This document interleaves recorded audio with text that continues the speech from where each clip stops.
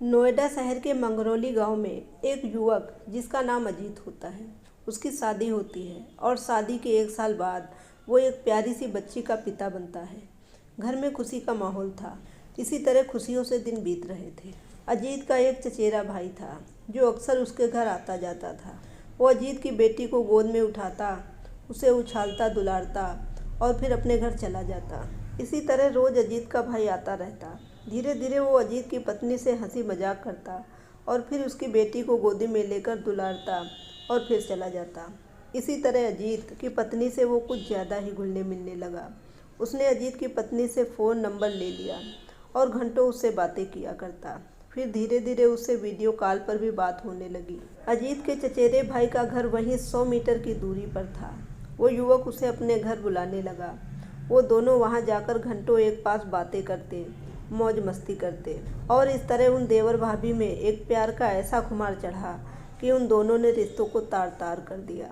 ये सिलसिला कई महीनों तक चलता रहा। अजीत को अपनी पत्नी पर शक था, लेकिन वो कोई सबूत नहीं जुटा पा रहा था। अजीत नशे का आदी था और शारीरिक रूप से कमज़ोर भी था, इसलिए वो और भी कुछ नहीं कह पाता था। लेकिन एक दिन नशे की हालत में अजीत अपने चचेरे भाई के घर की तरफ जाता है। उसने वहां देखा उसका चचेरा भाई उसकी पत्नी से वीडियो कॉलिंग पर हंस हंस कर बातें कर रहा था। ये देखकर अजीत आग बबूला हो जाता है। वो उससे गाली गलौज करने लगता है, फिर उसे मारने के लिए झपटता है। इसी हाथापाई में अजीत का भाई अजीत को जान से मार देता है और चुपके से घर आकर कपड़े बदल लेता है और ऐसे बर्ताव करता है कि जैसे उसको इस घटना के बारे में कोई जानकारी ही नहीं है। उधर अजीत के घर वाले परेशान होने लगते हैं क्योंकि कई घंटे बीत चुके थे और अजीत घर वापस नहीं आता है। सभी लोग उसकी तलाश करने लगते हैं। अजीत के माता पिता बहुत परेशान हो जाते हैं। तभी वो बड़े ही नाटकीय ढंग से घर में प्रवेश करता है और घर वालों के साथ अजीत को ढूंढने का नाटक करने लगता है। बाद में खुद ही घटना स्थल पर जाकर सबको बताता है कि वह देखो यहाँ पर अजीत की लाश पड़ी है।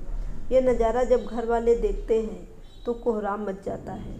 उसके घर वालों का रो रो कर बुरा हाल था। उसके पिता गांव के ही 6 लोगों के खिलाफ एफआईआर दर्ज करवाते हैं। पुलिस अपनी इन्वेस्टिगेशन शुरू करती है, लेकिन उसे कहीं भी कोई सुराग नहीं मिलता है। आरोपी पुलिस को चकमा देने के लिए और भी पैतरे अपनाने लगता है। पुलिस से शिकायत करने थाने भी गया। पुलिस पर लापरवाही का आरोप लगाते हुए परिजनों के साथ थाने भी गया और हंगामा भी किया। लेकिन जब पुलिस को उन 6 लोगों से पूछताछ में कोई सुराग नहीं मिला तो जांच की दिशा बदली। जब पुलिस परिवार के नंबर सर्विलांस पर डालती है तो चौंकाने वाली सच्चाई पुलिस के सामने आती है। आरोपी ने अपनी व्हाट्सएप और इंस्टा चैट हाइड की थी। पुलिस ने जब जांच आगे बढ़ाई तो देवर भाभी के बीच अश्लील चैट मिली। पुलिस ने आरोपी को हिरासत में लेकर पूछताछ की तो पता चला कि हत्यारोपित अपनी भाभी से हर हाल में शादी करना चाहता था। दोनों के बीच पिछले 1.5 साल से अवैध संबंध थे। पुलिस ने हत्यारोपी की बताई जगह से चाकू और खून से सने कपड़े भी बरामद कर लिए। फिलहाल पुलिस ने आरोपी को गिरफ्तार कर लिया है। दोस्तों, ऐसी घटनाएं सुनकर मन कांप जाता है कि लोग कुछ भी करने से पहले एक बार सोचते क्यों नहीं है। अजीत की पत्नी, जिसके पास पति, बेटी और पूरा परिवार था, फिर भी उसने ऐसा कदम उठाया। एक बार भी नहीं सोचा समाज क्या कहेगा और लोग उसे किस नज़र से देखेंगे। और वहीं आरोपी, उसने एक तो देवर भाभी के रिश्ते को कलंकित किया और ऊपर से भाभी को पाने के लिए उसने अपने चचेरे भाई की हत्या कर दी। एक बार भी नहीं सोचा किसी की जान लेने की सज़ा क्या होती है। उसने अजीत का परिवार तो उजाड़ ही दिया, साथ में अपनी ज़िंदगी भी बर्बाद कर ली। काश उसने ये कदम उठाने से पहले एक बार सोच लिया होता तो माहौल कुछ और होता। क्षणिक सुख के लिए इंसान कितना गिर जाता है। दोस्तों, ये कहानी सुनाने का मेरा उद्देश्य किसी का दिल दुखाना या किसी को नीचा दिखाना बिल्कुल भी नहीं है।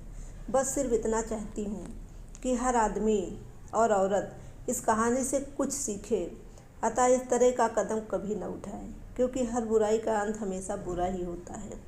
क्योंकि जब कभी हम गलत कदम उठाते हैं, उसका परिणाम हमें कभी न कभी भुगतना ही पड़ता है। दोस्तों, अगर ये स्टोरी आपको पसंद आई हो तो इसे लाइक ज़रूर करिएगा और अगर आपके आसपास या रिलेशन में ऐसा कोई कर रहा है तो उनके पास शेयर ज़रूर करिएगा, ताकि ये वीडियो देखकर अगर एक भी व्यक्ति का जीवन सुधरता है तो मेरा वीडियो बनाने का उद्देश्य सफल हो जाएगा। दोस्तों, अगर ऐसी स्टोरी आपको पसंद आती है तो मेरे इस चैनल को सब्सक्राइब करिएगा और हाँ, कमेंट में ये ज़रूर बताइएगा कि ये कहानी आपको कैसी लगी। धन्यवाद।